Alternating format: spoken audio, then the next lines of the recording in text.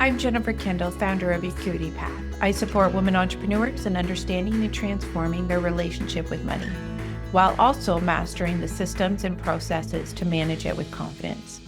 I combine deep mindset work with practical money tools so that you can move out of fear, step into clarity, and build a future that feels supportive and sustainable.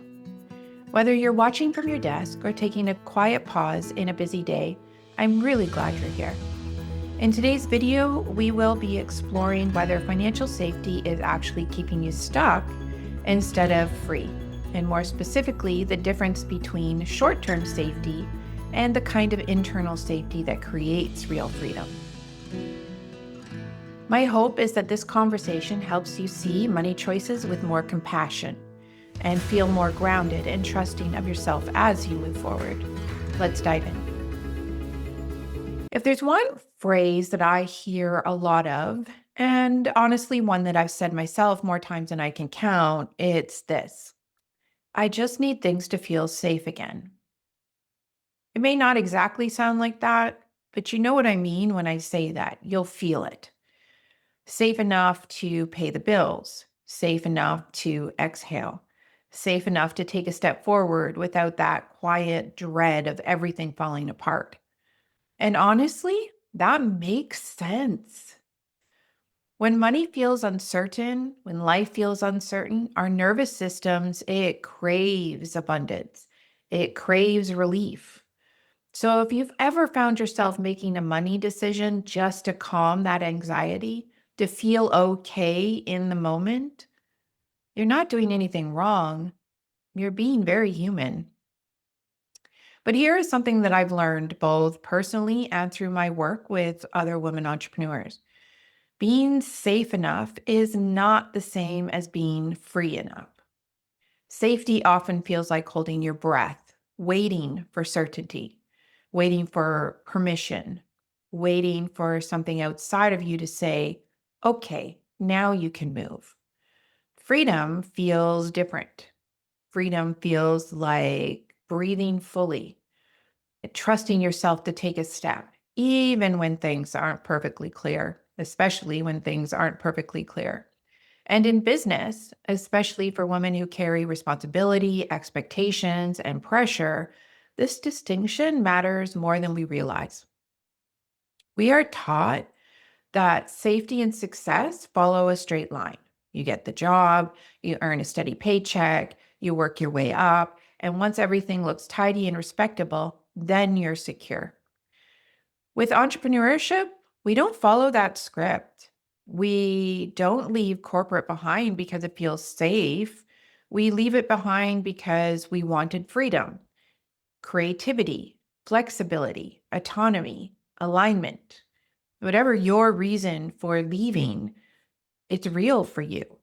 And yet, so many of us recreate the same safety patterns of a corporate job into our business. We stay with clients we've outgrown because they're reliable. We avoid price changes because it feels risky. We fill every gap with busy work so that we don't have to sit with the discomfort of growth. And none of this is a personal failure. We were taught that safety is something to earn, prove, protect, not something we cultivate internally. And here's where I want to gently slow things down for a moment. There's a difference between short-term safety and long-term peace. Short-term safety is reactive. It sounds like, I'll take this project even though I'm exhausted because I can't say no to the money. I've been there. I've said that. Almost exactly that, actually. And again, there's no judgment here because I get it. That choice comes from very real pressure. Long-term peace, though, comes from a different place. It sounds like I trust myself to say no so that I can protect my energy and stay aligned with where I'm going. Short-term safety does bring relief. Long-term peace creates stability. And here's one of the paradoxes I see all of the time. When we chase safety urgently, grabbing quick income, overcommitting, saying yes out of fear, we often undermine the very stability that we want. You can feel safe on paper and then still lie awake at 2 o'clock in the morning, wondering why it never feels like enough. Because safety without self trust is just survival in disguise. And I know for certain I have been there many, many times. I want to share a reflection that has helped shift things for me. And again, I'm still human, so not perfect. But years ago, when I was deep in corporate burnout, I used to fantasize about winning the lottery. Hey, sometimes it's still fun to do it, but I don't do it as much anymore. In my mind, that lottery money would fix everything. But then I started noticing stories of lottery winners who, after winning it all, lost it within a few years. They didn't lose that money because they didn't have enough. They lose it because money doesn't automatically create trust. It doesn't create regulation or wise decision making. Money amplifies what's already happening beneath the surface.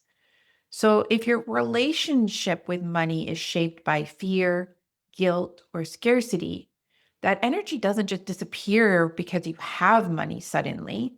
It just gets louder. The same is true in business. More clients, higher prices, bigger launches. None of those automatically create security. Relief, real financial security doesn't come from your balance sheet or your calendar. It comes from how much you trust yourself to make calm, aligned decisions when things feel uncertain.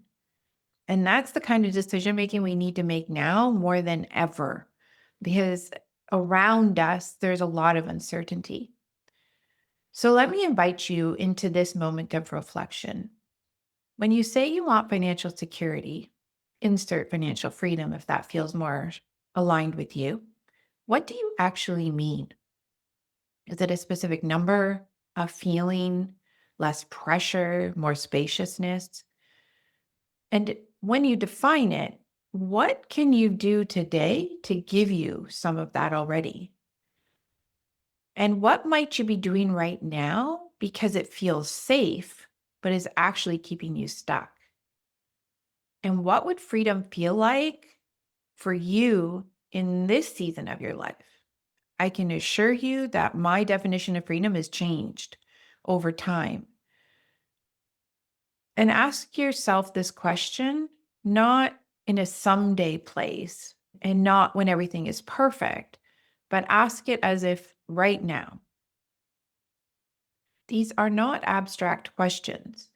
Think about them as doorways into a different relationship with money, one that is more rooted in clarity instead of panic. Internal safety doesn't mean everything's fine when it isn't. It doesn't mean ignoring reality or bypassing hard conversations. It's actually quite the opposite. It does mean, however, learning to stay regulated enough to make money decisions, to have those difficult conversations, to look at the reality without fear running the show.